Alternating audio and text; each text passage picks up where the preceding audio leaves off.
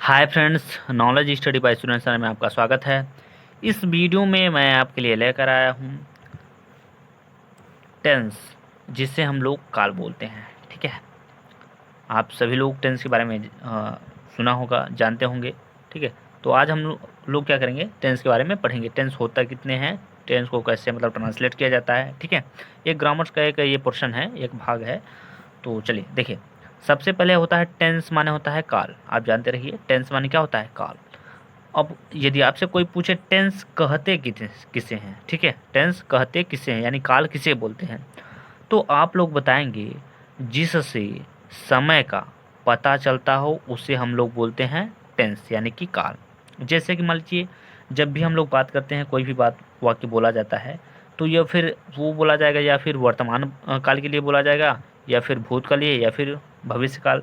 मतलब कि ये हुआ, या फिर बीते हुए कल की बात करेगा, या तो फिर तुरंत मतलब जो चलता रहेगा उस समय की बात करेगा, या फिर आने वाले कल की बात करेगा। ठीक है, तो इससे हमें ये पता चला कि जिससे हम पता कर सकें कि ये कौन सा मतलब कौन सा समय है, तो उसी को हम लोग काल बोलते हैं। चलिए अभी आगे देखिए, यहाँ पर दिया गया है क्या, टाइप्स ऑफ सेंट, मतलब टाइप्स ऑफ टेंस, मतलब टेंस कितने प्रकार के होते हैं। तो देखिए, टेंस मुख्यतः 3 प्रकार के होते हैं, है ना। मुख्यतः कितने प्रकार के होते हैं, 3 प्रकार के होते हैं। देखिए कौन कौन से होते हैं, समझिए। तो टेंस मुख्यतः 3 प्रकार के होते हैं। क्या क्या कौन कौन से टेंस होते हैं। पहला टेंस है क्या, प्रेजेंट टेंस। ठीक है, पहला कौन सा है, प्रेजेंट टेंस। मीनिंग देख लीजिएगा, PRESENT। ठीक है, ये होता है प्रेजेंट की मीनिंग। प्रेजेंट टेंस को हम लोग हिंदी में बोलते हैं क्या, वर्तमान काल। क्या बोलते हैं, वर्तमान काल। ठीक है, प्रेजेंट टेंस को हिंदी में क्या बोलते हैं, वर्तमान काल। दूसरे नंबर पे हमारा आता है क्या, past tense.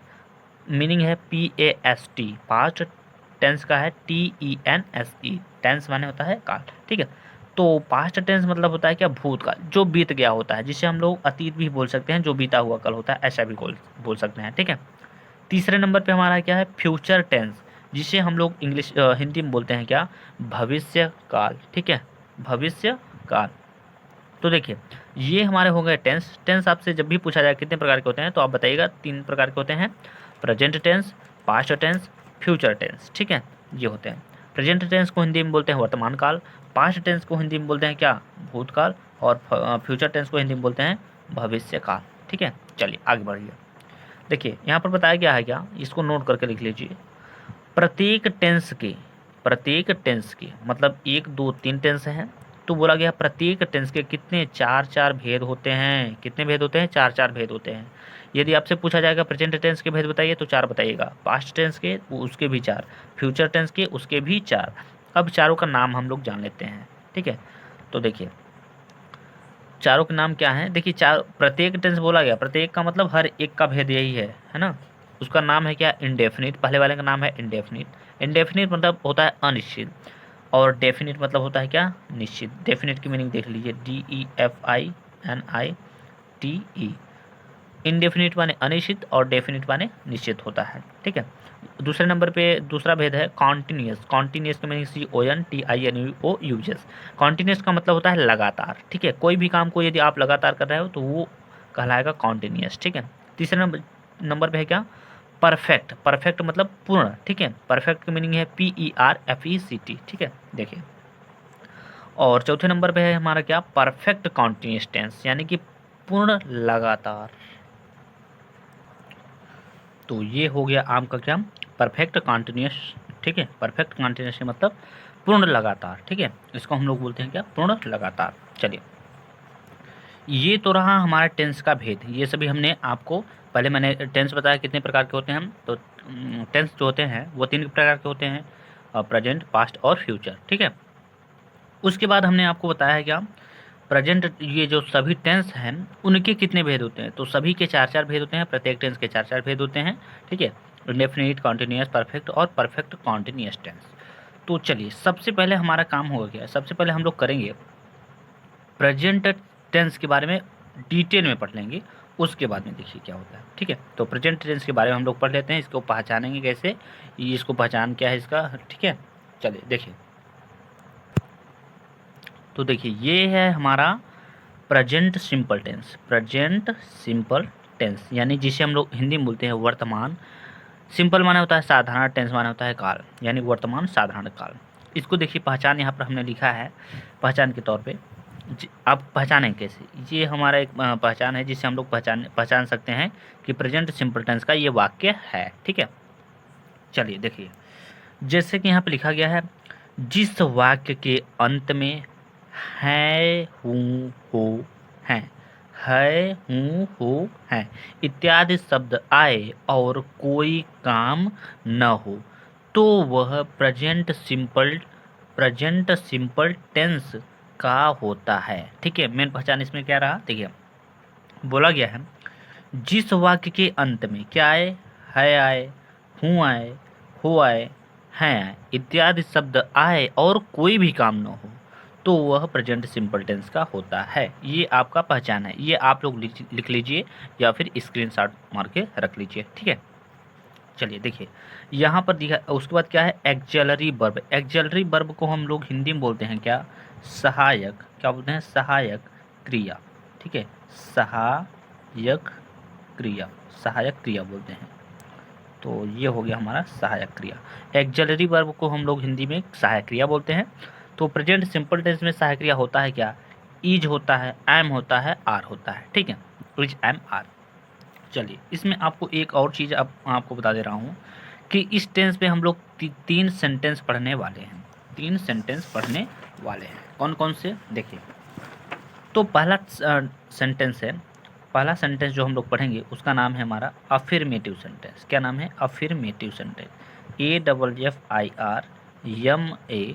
AFFIRMATIVE, affirmative sentence की मीनिंग यस, ENTEN और होता है क्या, CE होता है।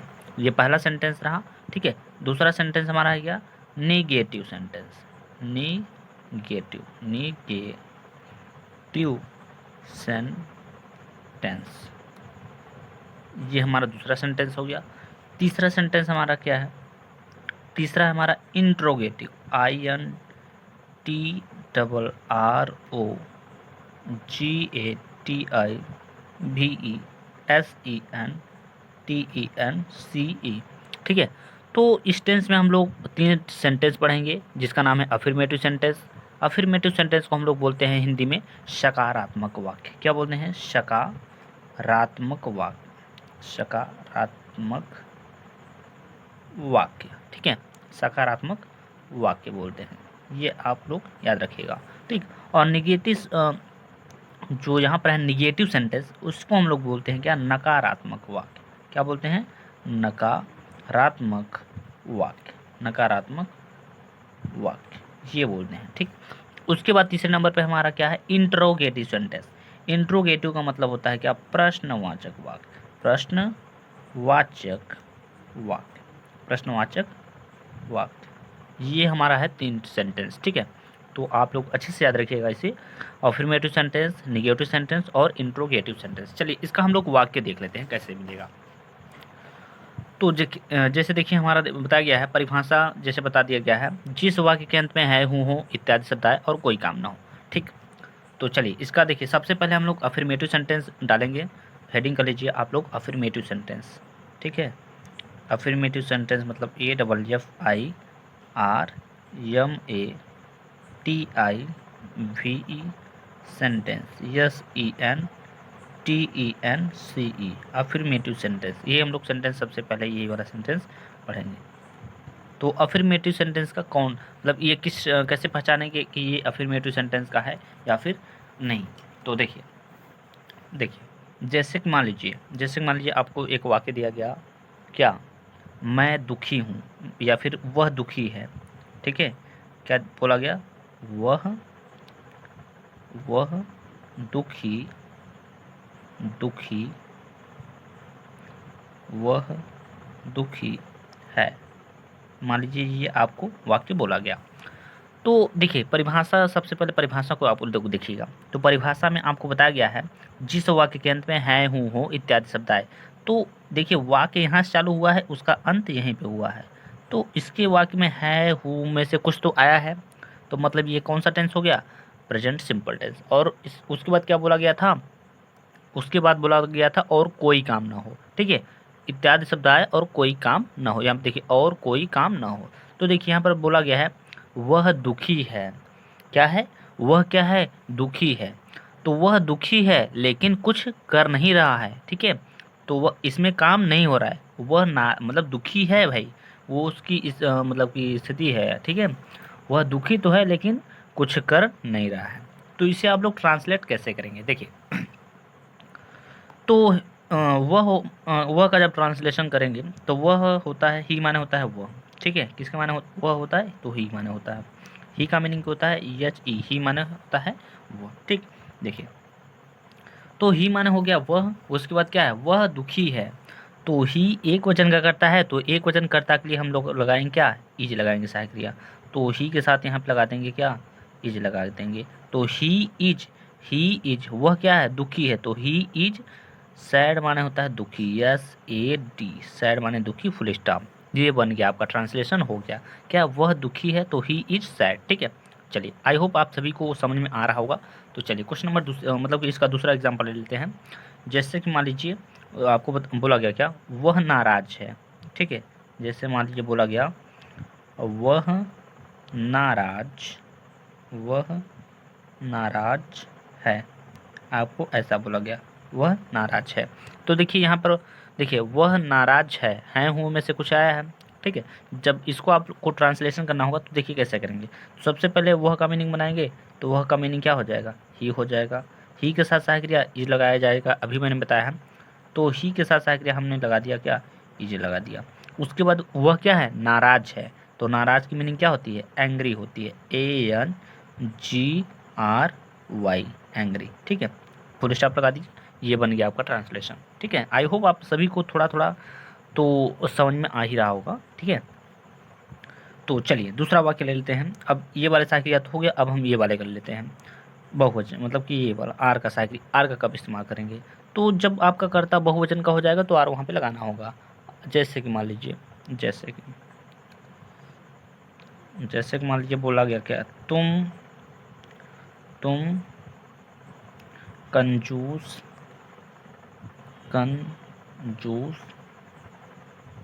कंजूस हो, ऐसा आपको बोला गया।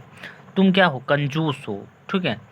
कंजूस मतलब कंजूस उसे बोलते हैं जो खर्चीला कम, मतलब जो खर्चा कम करता है ना, उसको हम लोग बोलते हैं कंजूस। नहीं बोलते हैं कि तुम कंजूस हो, ठीक है, तुम, ठीक है। तो देखिए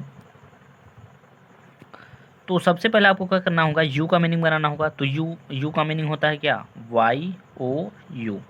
YOU, यू एक बहुवचन का करता है, और बहुवचन का करता है तो सहायक क्रिया आर लगाया जाएगा। अच्छे से याद रखिएगा। बहुवचन YV UD ये सभी कर्ताएं जो है बहुवचन के होते हैं, ठीक है। तो उसके लिए हमें सहायक क्रिया आर लगाना होगा। तो लिखेंगे यू आर, तुम क्या हो? तुम क्या हो भाई? तो कंजूस हो। आप लोग कहेंगे कंजूस, यू आर माइजर।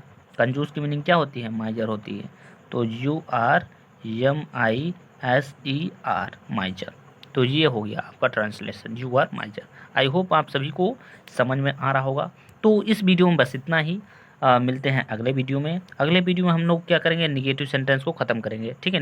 निगेटिव इसका, हालांकि अफर्मेटिव सेंटेंस को मैं और भी वाक्य बता सकता हूँ, ठीक है। तो अगले वीडियो हम लोग जो भी होगा इसका मतलब कि अफर्मेटिव सेंटेंस का कुछ सेंटेंस आपको बता दिया जाएगा, उसके बाद निगेटिव और इंट्रोगेटिव, ठीक है। तो चलिए तब तक के लिए जय हिंद, जय भारत।